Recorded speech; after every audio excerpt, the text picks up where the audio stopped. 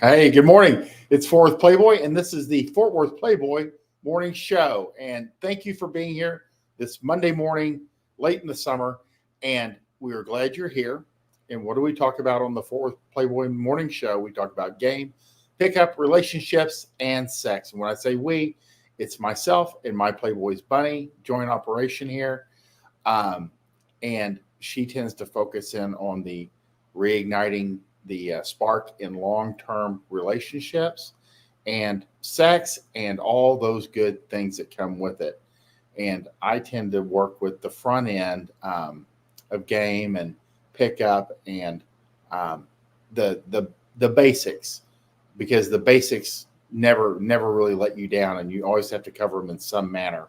You can always build off of a good foundation. So we always start off with a maxim, and today's maxim is maxim number 21 from Chateau Artiste, and it is foundational. Number 21.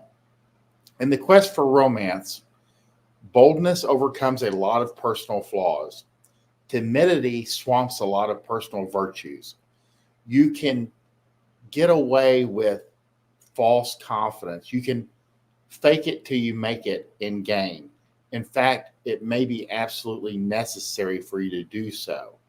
And it's one of those weird things that you have to kind of fake it till you get a couple successes under your belt.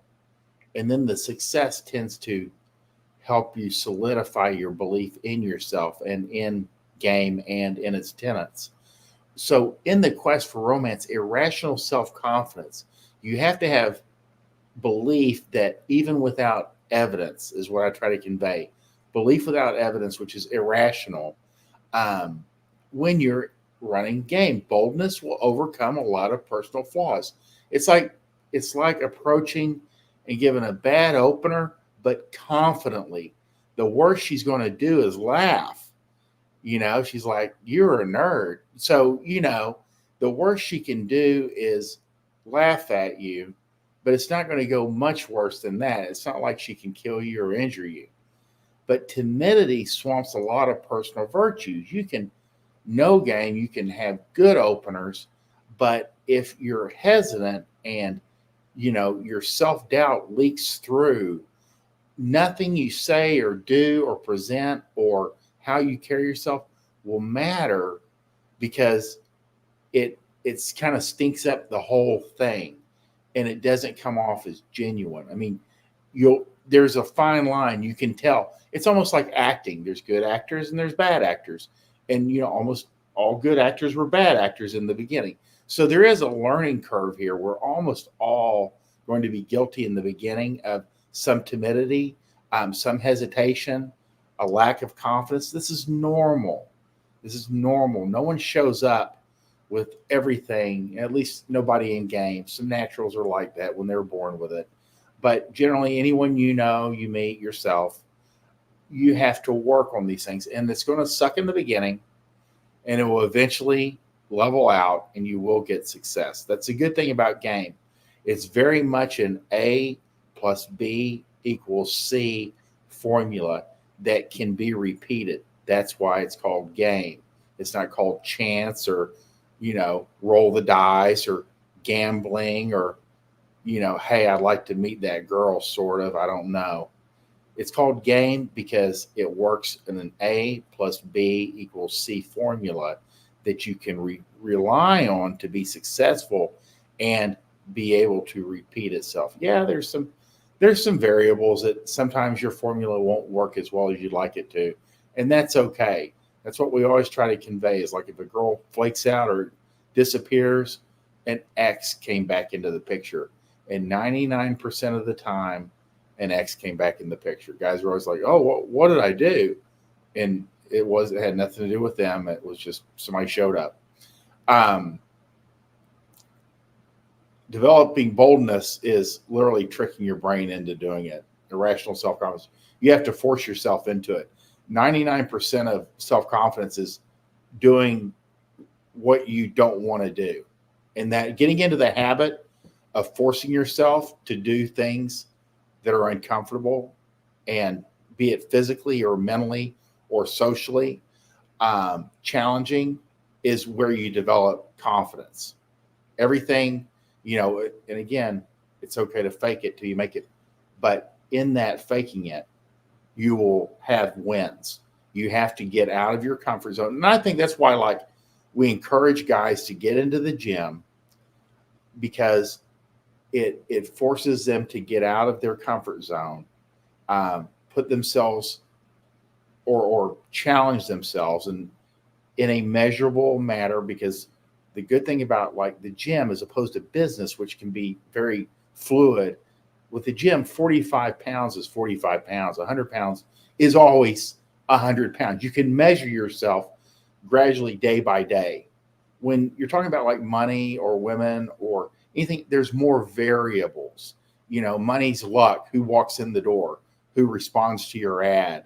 Who do you know? Who were you a college roommate of? There's more variables that will have greater control over your outcome. Whereas we try to get guys to go into the gym because it builds confidence, because there's very much you do A and you do B, you're going to get C. No one has ever actually lifted weights and not gotten stronger. No one has ever stayed on a program for a year and not looked better. It just doesn't happen. So that's why, when we're talking about how to build confidence, we always push guys towards the gym. And why the gym and not like a running program or lacrosse or some tennis or bullshit? Because nothing will cause results faster, more visible, and have more carryover than weightlifting. It's just, there's no magic in weightlifting as opposed to any other sports or, endeavor, MMA or anything else. But it's just the easiest, fastest, most direct, and greatest outcome to effort put in. You don't have to put in a lot of effort. There's reasons 15-year-old kids can get jacked just by showing up 3 times a week for a year. Just showing up, challenging themselves, following some type of program they pulled off the internet, and they just follow it, and they'll get results. So that's why we push weightlifting. I mean, there's no magic. The magic is in the doing it. So CH Maxim number 21. In the quest for romance, boldness overcomes a lot of personal flaws. Timidity swamps a lot of personal virtues. And Bouncer 182, thanks for the question, because that does kind of explain how to make things happen. Next slide. I think I put this out like Monday or last week sometime. So anyway, a girl I'm seeing has a sugar daddy arrangement. He's an older guy who pays her rent and buys her stuff, but they don't have sex. You need to strike from your mind that they're not having sex. To believe that is to be willingly naive. It's nothing personal. Girls can fuck multiple men at the same time and not have any problem with it. It's part of the deal. But for you to believe that a man gives time, energy, resources, and doesn't get anything in return is being naive. It's not how things work. It happens all the time that girls have to tell you this to help themselves, like, look at themselves in the mirror, to be able to still stay in the game. They're looking for a long-term boyfriend that might be you. And guys want to believe this, but it's not realistic. And the fact is, too, that girls don't like receiving free shit when they know sex is expected. It causes cognitive dissonance, and it's uncomfortable for girls. They would rather just fuck and do an even exchange.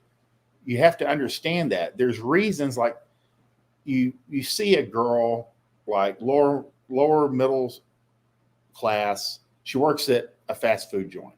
You're like, why is this pretty hot girl working at this food joint. Well, some dude would sweep her off her feet, take her away from all this, but there would be an exchange. She doesn't want to fuck a guy for stuff.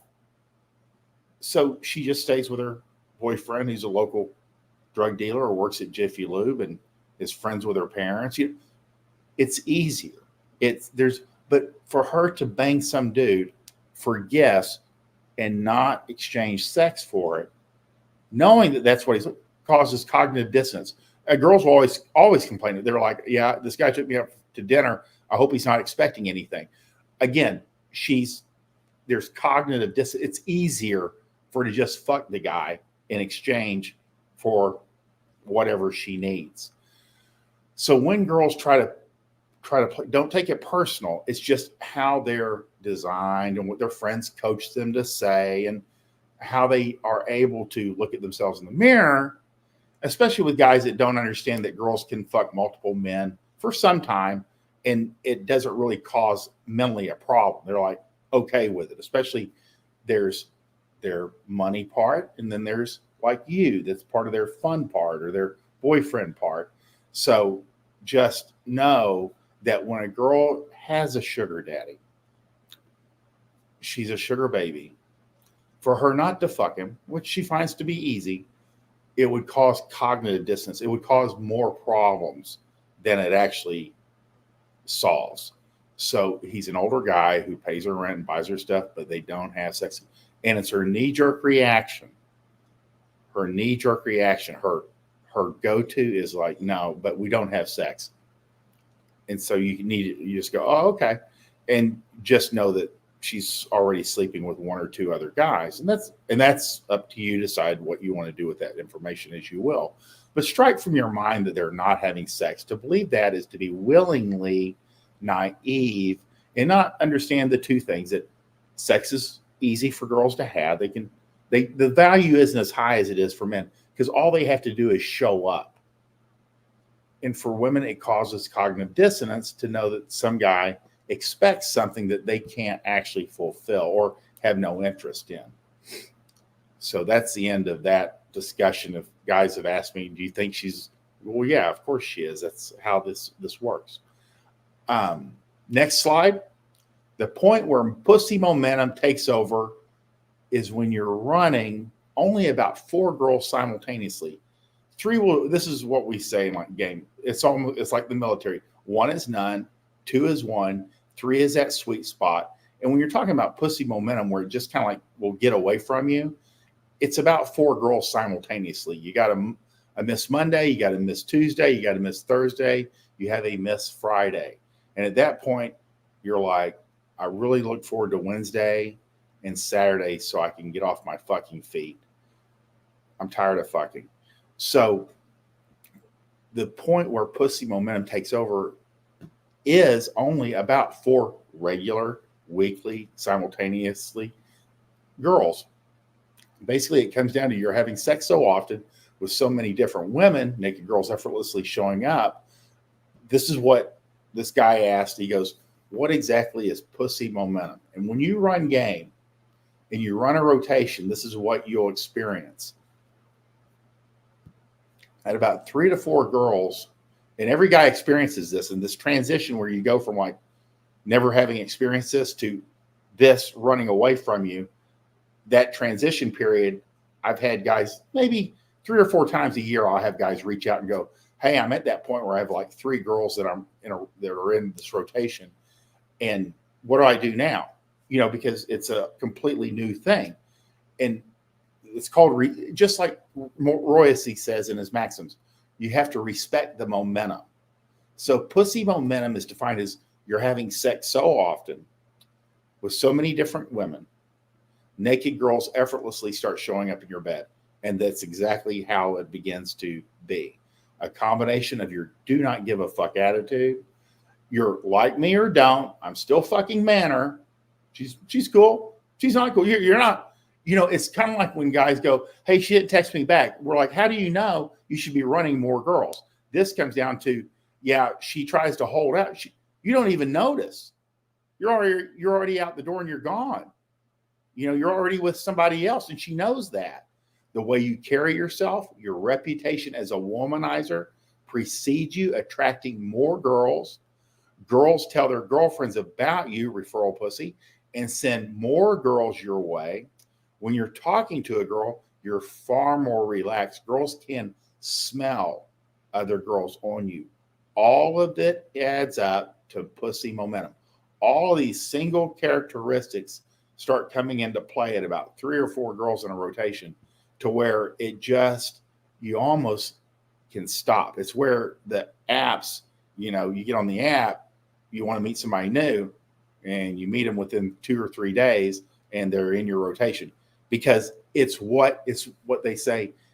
You act with a sense of entitlement. This is just what happens. Girls meet you, they like you, they have sex with you, they start having sex with you regularly. This is pussy momentum, and it happens all the time. And it happens when you build a rotation, which can be built with an A plus B equals C formula. It just works this way. And then it just carries. And that's where, and you're always going to have girls falling off in a rotation. You're going to have girls that are going to be like looking for a serious, they want a commitment. They may be with you for a year, couple years, and then decide, I want something a little bit more serious. You're not available. And they move on to somebody who's more committed. And then if it doesn't work out, they circle back around. So you have to just realize that. But there's a point where momentum picks up to the point where you're not, and you're so confident into what you're doing, and you're so used to just getting laid by a variety of women. Girls can smell this on you. They know this. And their friends are like, oh, have you slept with him?